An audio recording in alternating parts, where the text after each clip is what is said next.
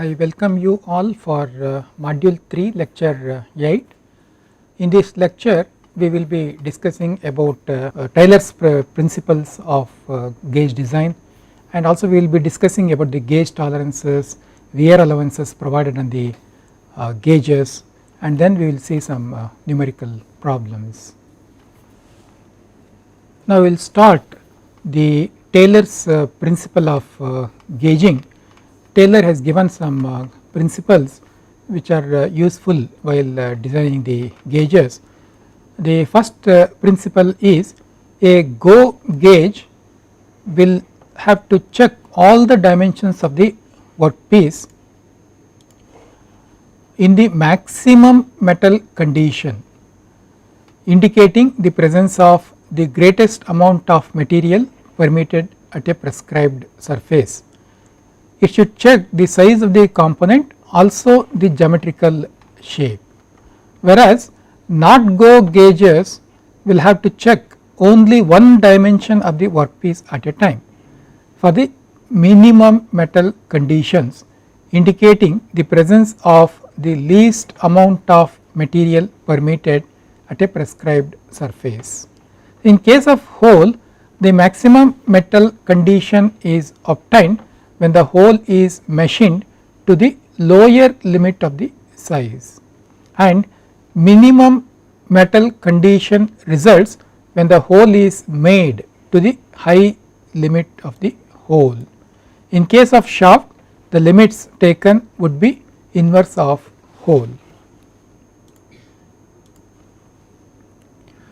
Now we know that in the case of manufacture, the machining of the components to the exact size will not be possible, and it will be very difficult, and it will be very expensive. So to achieve the economy and to meet the functioning, some manufacturing tolerances are provided on the work parts. So similarly in the gauges some tolerances are provided. Gauges, like any other workpieces, need manufacturing tolerances, like any other engineering components wherein some manufacturing tolerance is provided to achieve the economical production. In the case of gauges also some tolerance is provided, which is known as gauge makers tolerances, and it is always very expensive if we produce the gauges exactly to the maximum and minimum metal limit workpieces as suggested by the gauge designer. So in order to achieve the economy, some modification is allowed for reasonable imperfection in the workmanship of the gauge maker. So this tolerance on the gauges provided is called gauge maker's tolerance. Now this is American gauge design standard. They specify different classes of tolerances. This is for plug and ring gauge only. So different classes of tolerances are XX tolerance, X class, Y class, Z class, and ZZ class. ZZ class is applicable only for ground rings only, ring gauges only, and XX, they are very precise lapped gauges, and they are used as masters, and these X and Y, they are used as inspection gauges, and Z for the normal working gauges. Now this table shows that for a particular size, that is 0.029 inch, all the values are in inches. For 0.029 inch to 0.825 inch, what is the tolerance that is allowed? If the gauge is XX class, then the tolerance that is allowed is 0.00002, and if it is the X class tolerance, then it is double of this value, that is 0.00004, and for Y class it is 0.00007 inches, and for Z class 0.0001 inches, and for ZZ it is 0.002. So similarly for other range of sizes, the tolerance values are mentioned here. Now we will take a simple example to show how the tolerance class can be selected. So let us assume that we have a hole to be gauged with the size basic size 1.25 inch plus or minus 0.0006 inch. This is the tolerance that is provided on the hole. So the work tolerance or the tolerance spread will be equal to double of this value, that is 0.0012 inch, and in that case the hole size varies from the maximum size will be 1.2506 inch and minimum size will be 1.25 minus 0.0006 inch, that is 1.2494 inch. Now the gauge tolerance, which is normally taken as 10% of the work tolerance. So in this case work tolerance is 0.0012 inch, 10% of this will be 0.0012 inch. So if this is the case, from the table we can see for this particular hole and for this gauge tolerance, so the nominal size is 1.25, it falls in this range, and the tolerance spread is 0.0012 inch. So the Z class tolerance is selected. So Z class tolerance zone is selected. So now the go gauge size will be equal to, now the lower size of the hole, go gauge is made to check the lower size of the hole, that the lower size of the hole is 1.2494 inch plus this the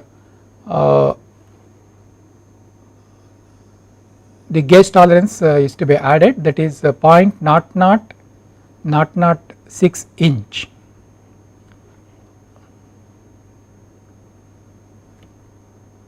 Okay, that is 10% of this work tolerance, that is go gauge size will be 1.2494 plus or minus 0.0006 inch. For no go, the maximum size of the hole is 1.2506 plus or minus the gauge tolerance, that is 0.0006 inch. So like this we have to select the tolerance class and then we have to design the go side and no go side of the either a plug gauge or ring gauge. Now let us try to understand what is the meaning of wear allowance. Now we in the previous classes we discussed about the use of gauges, plug gauge, ring gauge, etc., and we understood that the limit gauges, they come in contact with the workpiece. For example, this is the hole to be checked. So we are using the double ended go no go gauge. So no go size will be bigger. Now this go end will enter into this and there will be contact between this surface, gauge surface, and the work surface. So there will be always wear occurring on the gauging surfaces. Now in order to prolong the service life of gauges, wear allowance is added in the direction opposite to the wear. That means when we use this gauge, due to continuous usage of the gauge, the diameter of the go plug gauge will be reducing. That means the direction of wear will be in this direction, which is shown here, and if snap gauge is used,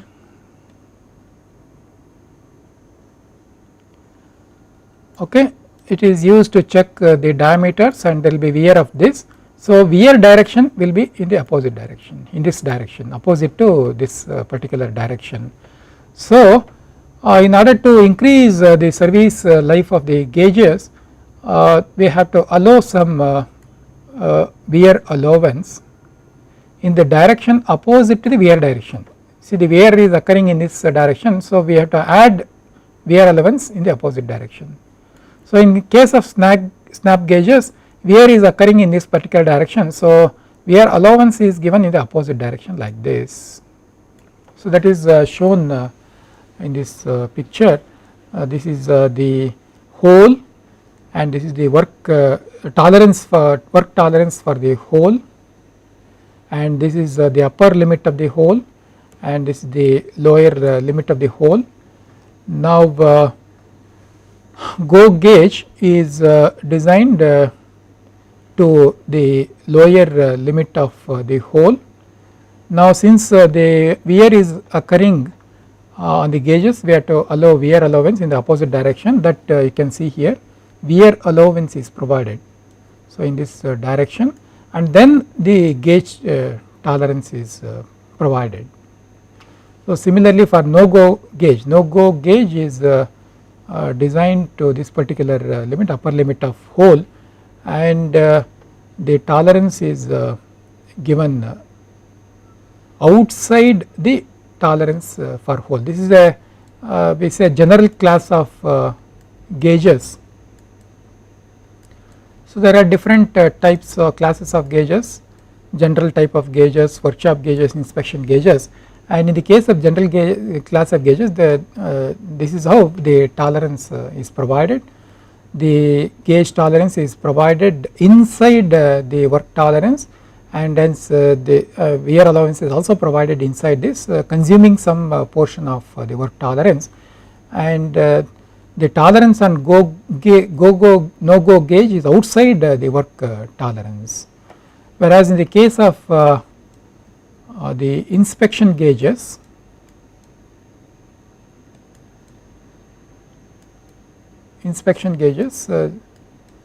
the allowance, I am sorry, the tolerance, gauge tolerance is provided outside the work tolerance like this. Now there is some problem with this method used. So we are consuming some portion of the work tolerance. Now let us assume that the workpiece hole is somewhere here. Okay, actually it is within the work tolerance, so it is acceptable, but since we are consuming some portion of the work tolerance, the GO gauge is designed up to this size. So when we try to insert this GO gauge into the hole, it is obstructing, it will not enter because the hole is up to this. So the operator will decide to reject that particular piece. So that is the problem with this type of assigning the gauge tolerance and wear allowance. So in the case of inspection, this problem is overcome. The tolerance is given outside the working tolerance. If some pieces are rejected by using the general gauges, so such rejected pieces are sent to the inspector. He will use inspection type of gauges, and now this GO gauge will enter into the hole and it can be accepted. Now similarly for shaft, this is the work tolerance, that is shaft tolerance, and this is the lower limit of the shaft and this is upper limit of the shaft. And now we can see here we use to check the shaft, either we use ring gauges or snap gauges. So the wear will be in the reverse direction, in this direction, so the tolerance and wear allowance is provided in the reverse direction as shown here. So wear allowance is given in the opposite direction, in which opposite to the direction in which the wear is occurring. And similarly for no go gauge, the tolerance is outside this tolerance of the shaft.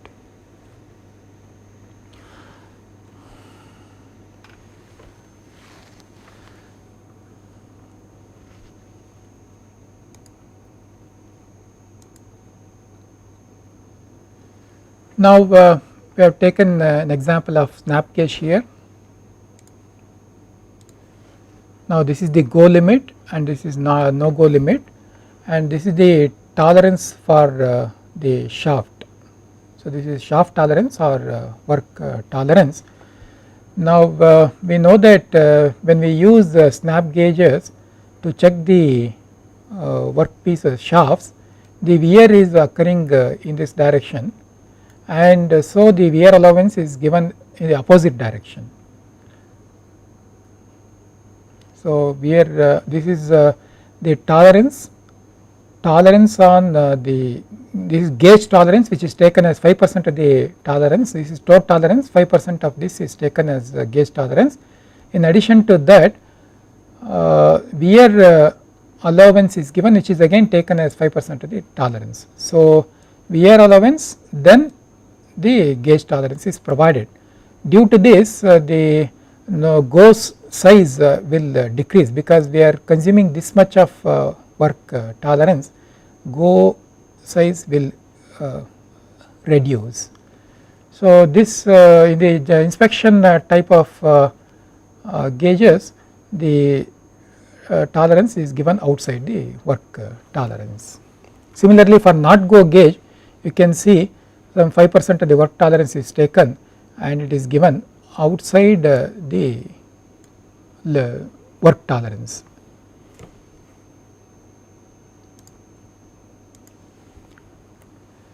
Now we will take up a problem on gauge design, so that the concepts will be clear. Now the problem is given here. We have to design the general type go and no go gauge, no go gauges for a shaft hole assembly with a 25H7F8 fit, and we have to assume a wear allowance of 10% of gauge tolerance. Also we have to determine the type of fit and allowance. Now this 25 is the basic size, and it falls in the diameter step of 18 to 30 millimeter. So we can find the mean diameter using this relationship. So mean diameter will be equal to 23.2 mm. Tolerance unit also we can find using this relationship. It will be 1.31 micrometer. For H7 hole, the tolerance grade is IT7, which is equal to 16 times I. So 16 times 1.31 gives us a tolerance for hole of 0.021 millimeter. So once we know the tolerance value for hole, we can find the limits for the hole. We know that fundamental deviation for H hole is equal to 0. So minimum size of the hole will be equal to 25 millimeter, and maximum size of the hole can be obtained by adding tolerance to the basic size. So the maximum size of hole is equal to 25.021 millimeter. Now moving to the shaft, for F8 shaft, tolerance grade is F8, that is IT8 is equal to 25I. So this will give us a tolerance for shaft of 0.033 millimeter, and fundamental deviation for F shaft is equal to minus 5.5 times d to the power of 0.41. So we get the fundamental deviation for F shaft, that is nothing but upper deviation, to be minus 0.020 mm. Now once we find the tolerance value for the shaft and the upper deviation, we can get the limits for the shaft, that is maximum size of the shaft is equal to basic size of the shaft minus fundamental deviation. You can see here we have this 0 line, and the upper deviation for the shaft is negative value, negative 0.020. So we are showing the upper deviation 0.02 mm, and then the tolerance value for the shaft is 0.033 mm. So when we deduct this upper deviation from the basic size, we get upper limit for the shaft, that is 24.98 millimeter.